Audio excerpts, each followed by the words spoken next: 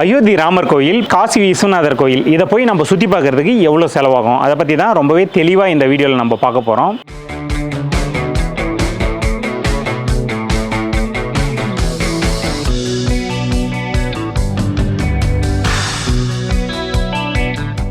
வணக்கம் நண்பர்களே, இது உங்கள் வில்லேஜ் டேட்டாபேஸ். நம்ம பார்த்தீங்கன்னா இந்த அயோத்தியில் இருக்கக்கூடிய ராமர் கோயிலாக இருக்கட்டும், அதே மாதிரி காசி விஸ்வநாதர் கோயிலாக இருக்கட்டும், பிரயாகராஜ் அந்த கங்கா யமுனா சரஸ்வதி இந்த நதிகள் ஒன்று கொடுது இல்லையா, இந்த இடமாகட்டும், இது எல்லாத்தையும் போய் சுற்றி பார்க்கணும் அப்படின்னு சொல்லிட்டு பல பேருக்கு பார்த்தீங்கன்னா ரொம்ப நாள் ஆசையும் கூட. ஸோ இந்த இடத்தெல்லாம் போய் நம்ம சுற்றி பார்க்குறதுக்கு எவ்வளோ காஸ்ட் வரும், எப்படி நம்ம போகலாம், இது எங்கே இருக்குது அப்படின்றத பற்றி எல்லாமே டீட்டெயிலாக இந்த வீடியோவில் நம்ம தொடர்ந்து பார்க்கலாம். ஃபஸ்ட்டு இந்த இடம்லாம் எங்கே இருக்குது அப்படின்னு பார்த்தோம்னா, டெல்லிக்கும் பீகாருக்கும் நடுவில் இருக்கக்கூடிய ஒரு ஸ்டேட் தான் உத்தரப்பிரதேஷ். இந்த உத்தரப்பிரதேசில் தான் பார்த்திங்கன்னா இந்த அயோத்தியா இருக்கட்டும், காசியாக இருக்கட்டும், பிரயாகராஜாக இருக்கட்டும், 3 ஆன்மீக சுற்றுலாத்தலமும் இதே இடத்துல தான் இருக்குது.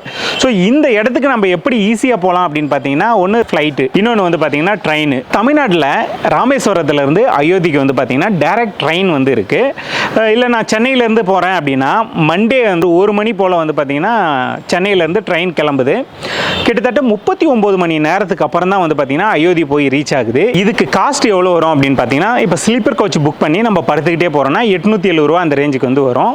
ஏசி அப்படின்னா இன்னும் கொஞ்சம் கூட போயிட்டே இருக்கும். இவ்வளோ நேரம் நான் ட்ரெயினில் ட்ராவல் பண்ணி போக முடியாது அப்படின்னா ஃப்ளைட்டில் நம்ம போகலாம். ஃப்ளைட்டை பொறுத்தவரையிலையும் நான் போயிருந்தது பார்த்தீங்கன்னா பெங்களூர்லேருந்து லக்னோவுக்கு ஒரு ஃப்ளைட் புக் பண்ணிட்டேன். ஒன்று லக்னோ இல்லைனா அயோத்திக்கு நம்ம புக் பண்ணலாம். ரிட்டர்ன் வர்றதுக்கு வாரணாசி டு பெங்களூர் நான் புக் பண்ணியிருந்தேன். ஸோ இந்த மாதிரி தான் நீங்கள் புக் பண்ணணும். இல்லை நீங்கள் சென்னை டு அயோத்தி, வாரணாசி டு சென்னை அந்த மாதிரி கூட புக் பண்ணலாம். இப்போ நாங்கள் போனோம் இல்லையா, அந்த டைமில் அப் அண்ட் டவுனே ஒருத்தருக்கு பார்த்தீங்கன்னா 10,500 ரூபா அந்த ரேஞ்சுக்கு ஃப்ளைட் காஸ்ட் வந்தது. இது பார்த்தீங்கன்னா 3 நைட்டு 4 பகல் அப்படிங்கிற ஒரு பேக்கேஜ் ட்ரிப்பு தான். இந்த பேக்கேஜில் பார்த்தீங்கன்னா U2 டூர்ஸ் அண்ட் ட்ராவல்ஸ் அப்படிங்கிறவங்க நம்மளை ஏர்போர்ட்டில் காரில் பிக்கப் பண்ணிவிட்டு நேராக பார்த்தீங்கன்னா நம்ம தங்க போகிற அந்த ரூமுக்கு கூட்டிகிட்டு போயிட்டாங்க. நம்மளுக்கு லக்னோவில் ஒரு நைட் ஸ்டே கொடுத்துட்டாங்க. ரொம்பவே டீசெண்டாக இருந்தது அந்த ரூமு. அதே மாதிரி நைட்டு டின்னரும் நம்மளுக்கு கொடுத்துட்டாங்க.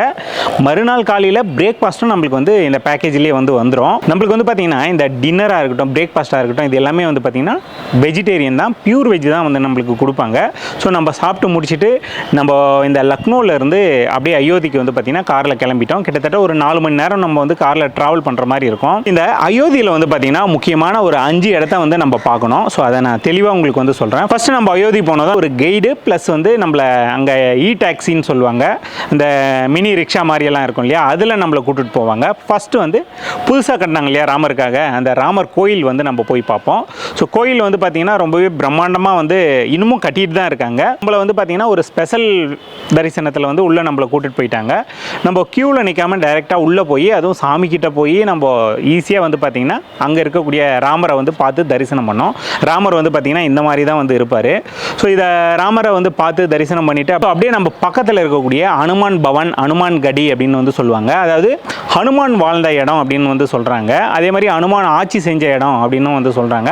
இந்த இடத்த நம்ம போய் பார்ப்போம். இங்கே பார்த்தீங்கன்னா உங்களுக்கே தெரியும் எவ்வளோ க்ரௌடு இருக்குது அப்படின்னு சொல்லிட்டு. அதே மாதிரி ஒரு மலை மேலே ஏறி போகிற மாதிரி, அந்த படியில் ஏறி போகிற மாதிரி தான் இருக்கும். மேலே போய் நம்ம ஹனுமானை பார்க்கலாம். ஹனுமான் பார்த்தீங்கன்னா இப்படி தான் இருப்பார். உள்ள பக்கத்தில் பார்த்தீங்கன்னா நம்ம தசரத் பவன் அப்படின்னு சொல்லிட்டு ஒன்று இருக்குது. அதாவது ராமருடைய அப்பா இருந்தார் இல்லையா, அவர் ஆட்சி செஞ்ச அந்த இடம், அரண்மனை கோயில் அப்படின்னு நம்ம சொல்லலாம். அதையும் நம்ம உள்ளே போய் பார்க்கலாம். ஸோ அதை பார்த்துட்டு அப்படியே கனக் பவன் அப்படின்னு சொல்லுவாங்க. அதாவது சீதா தேவிக்கும் ராமருக்கும் கல்யாணம் ஆச்சு இல்லையா, அப்போ சீதனமாக தரப்பட்ட ஒரு மிகப்பெரிய அரண்மனை தான். ஸோ அது கனக் பவன் சொல்லிட்டு சொல்லுவாங்க. அதையும் நம்ம போய் பார்க்கலாம். அதை பார்த்துட்டு ஃபைனலாக பார்த்தீங்கன்னா சராயு நதி அப்படின்னு சொல்லுவாங்க. ரொம்பவே புனிதமான நதியில் இதுவும் ஒன்று. ராமர் பார்த்தீங்கன்னா இந்த நதியில் தான் டெய்லியும் குளிக்கிறதா இருக்கட்டும், அவர் கடைசியாக மறைஞ்ச இடமா இருக்கட்டும், இதுக்கு பார்த்தீங்கன்னா ஏகப்பட்ட வரலாறு இருக்குது. அந்த அயோத்தியின் நகரத்துக்குள்ளேயே ட்ராவல் பண்ணுற மாதிரி அந்த நதி இருக்கும். அங்கேயே நம்ம குளித்து நம்மளுடைய ட்ரிப்பை முடிச்சிக்கலாம். அங்கேருந்து பார்த்தீங்கன்னா நம்ம நேராக பிரயாகராஜ் அப்படின்னு சொல்லுவாங்க, இல்லைனா அலகாபாத் அப்படின்னு சொல்லுவாங்க. அந்த இடத்துக்கு நம்ம ட்ராவல் பண்ணி போயிடுவோம். நைட்டு பார்த்தீங்கன்னா நம்ம பிரயாகராஜ்லேயே ஸ்டே பண்ணிவிடுவோம். ஸோ இங்கே பார்த்தீங்கன்னா ஒரு நல்ல டீசெண்டான ரூம் நம்மளுக்கு கொடுப்பாங்க. கூடவே நைட்டு டின்னரு காலையில் பிரேக்ஃபாஸ்ட்டும் இதே இடத்துல நம்மளுக்கு கொடுத்துட்டாங்க. ஸோ காலையில் நம்ம பிரேக்ஃபாஸ்ட்டு சாப்பிட்டு முடிச்சுட்டு அங்கேருந்து நம்ம என்ன பண்ணோன்னா, ஸோ காலையிலேயே கிளம்பி போயிட்டு கங்கா யமுனா சரஸ்வதி இந்த 3 நதியும் ஒன்று சேருது இல்லையா, அந்த இடத்துக்கு நம்மளை வந்து கூட்டிகிட்டு போயிருந்தாங்க. அங்கே வந்து பார்த்திங்கன்னா இந்த கங்கா யமுனா சரஸ்வதி வந்து ஒன்று கூடுறத அதை வந்து நம்ம தெளிவாக பார்க்கலாம். அந்த இடத்துல ஒரு போட் ரைடு வந்து இருக்குது. இந்த போட்டில் நம்ம போயிட்டு அந்த நதிகள் ஒன்று கூடிய இடத்துல நம்ம குளிச்சுட்டு அங்கேருந்து திருப்பி வந்து பூஜையெல்லாம் பண்ணி வணங்கிட்டு அங்கேருந்து நம்ம ரிட்டர்ன் வரலாம். ஸோ அந்த மாதிரியான ஒரு சிறப்பு வாய்ந்த ஒரு இடம். இந்த பிரயாகராஜில் தான் வந்து பார்த்திங்கன்னா இந்த கும்பமேளாலாம் சொல்லுவாங்க இல்லையா, அது எல்லாமே வந்து நடக்கக்கூடிய இடமும் இந்த பிரயாகராஜ் தான். இப்போ இந்த இடத்துக்கும் கண்டிப்பாக வந்து நம்ம வர வேண்டிய ஒரு முக்கியமான இடம். இந்த பிரயாகராஜில் நம்ம முடிச்சுட்டு அங்கேருந்து நம்ம கிளம்பி காசிக்கு வந்து வந்துட்டோம். காசிக்கு வர்றதுக்கு ஒரு 3 மணி நேரம் வந்து நம்மளுக்கு ட்ராவல் டைமிங் வந்து ஆகும். காசியில் வந்து நம்ம தங்க போகிறோம் இல்லையா, அந்த ஹோட்டல் வந்து செக்இன் பண்ணிட்டோம். ஸோ ஹோட்டல் வந்து ரொம்பவே டீசெண்டாக, ரொம்ப நீட் அண்ட் க்ளீனாக ரொம்ப நல்லாவே இருந்தது. இந்த ஹோட்டலில் தான் வந்து நம்ம ஸ்டே பண்ணோம். இங்கேயும் வந்து பார்த்திங்கன்னா நம்மளுக்கு நைட்டு டின்னரு, காலையில் பிரேக்ஃபாஸ்ட் எல்லாமே வந்து கொடுத்துருவாங்க. நம்ம ஈவினிங் வந்து ஃப்ரெஷ் ஆகிட்டு ஒரு 4 இல்லை 5 அந்த ரேஞ்சுக்கு வந்து பார்த்திங்கன்னா நம்ம கங்கை நதியில் நடக்கக்கூடிய அந்த கங்கா ஆரத்தியை வந்து நம்ம பார்க்கலாம் அப்படின்னு சொல்லிட்டு போயிட்டோம். காசியில் கங்கை நதிக்கு வந்து மரியாதை செலுத்துகிற விதமாக வந்து பார்த்திங்கன்னா டெய்லியுமே வந்து சூரியன் மறைஞ்சிட்ட பின்னாடி கங்கா ஆரத்தின்னு சொல்லிட்டு அங்கே வந்து நடக்கும். கண்டிப்பாக அதையும் நம்ம மிஸ் பண்ணாமல் பார்க்க வேண்டிய ஒரு முக்கியமான ஆரத்தி. அதில் கலந்துக்கிட்டு அங்கே வந்து நம்ம வணங்கிட்டு அப்படியே போய் நம்ம ரூமில் வந்து தொங்கி ரெஸ்ட் எடுத்துகிட்டு மறுநாள் காலையிலேயே வந்து ஒரு 5 மணிக்கு எழுந்து வந்து காசி விஸ்வநாதரை தரிசிக்கலாம் அப்படின்னு சொல்லிட்டு அந்த கோயிலுக்கு வந்து நம்ம போயிட்டோம்.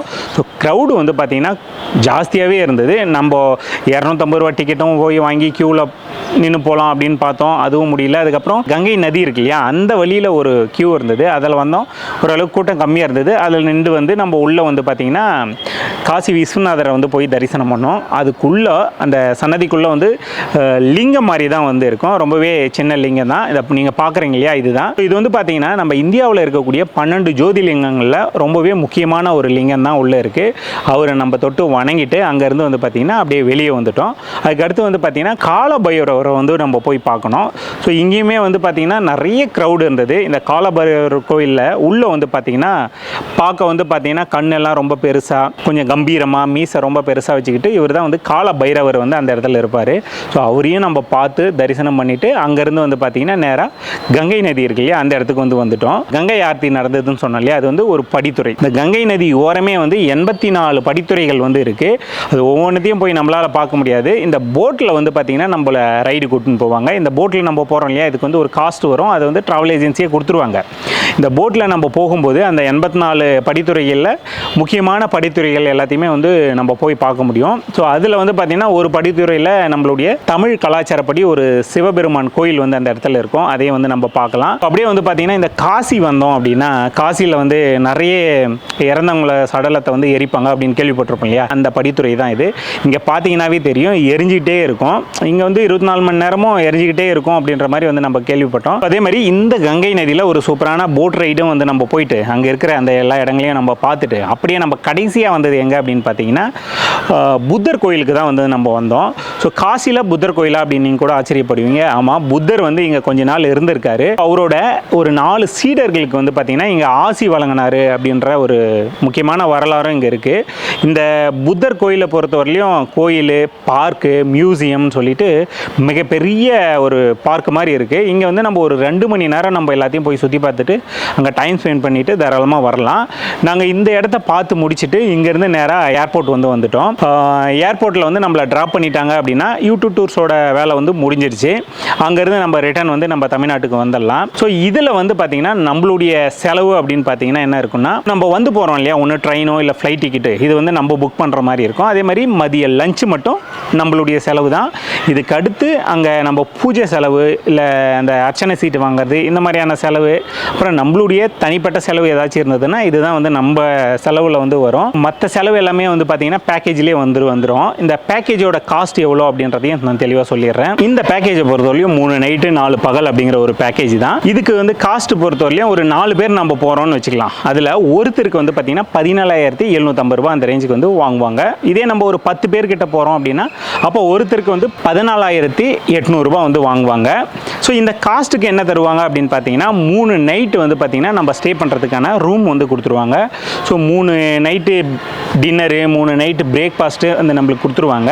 நம்மளை ஏர்போர்ட்லேருந்து பிக்கப் ட்ராப் வந்து கார் கொடுப்பாங்க. கூடவே அங்கே வந்து பார்த்திங்கன்னா இந்த அயோத்தி ராமர் கோயிலாக இருக்கட்டும், அதுக்கப்புறம் பிரயாகராஜாக இருக்கட்டும், அதுக்கப்புறம் காசியாக இருக்கட்டும், ஸோ இதெல்லாம் இடத்தையும் போய் சுற்றி பார்க்குறதுக்கு காரு ப்ளஸ்ஸு கூடவே கைடும் வந்து நம்மளுக்கு வந்து கொடுத்துருவாங்க.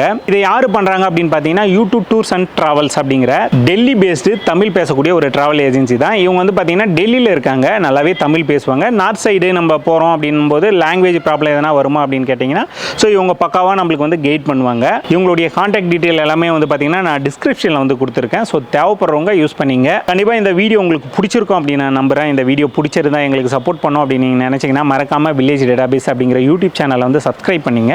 கூடவே அந்த பெல் பட்டனே ப்ரெஸ் பண்ணிங்க. இந்த வீடியோவை நீங்கள் ஃபேஸ்புக் பேஜில் பார்த்துட்ருக்கீங்க அப்படின்னா ஃபேஸ்புக் பேஜும் இருக்குது, இன்ஸ்டாகிராம் பேஜும் இருக்குது. அதையும் வந்து ஃபாலோ பண்ணிங்க. நன்றி, வணக்கம்.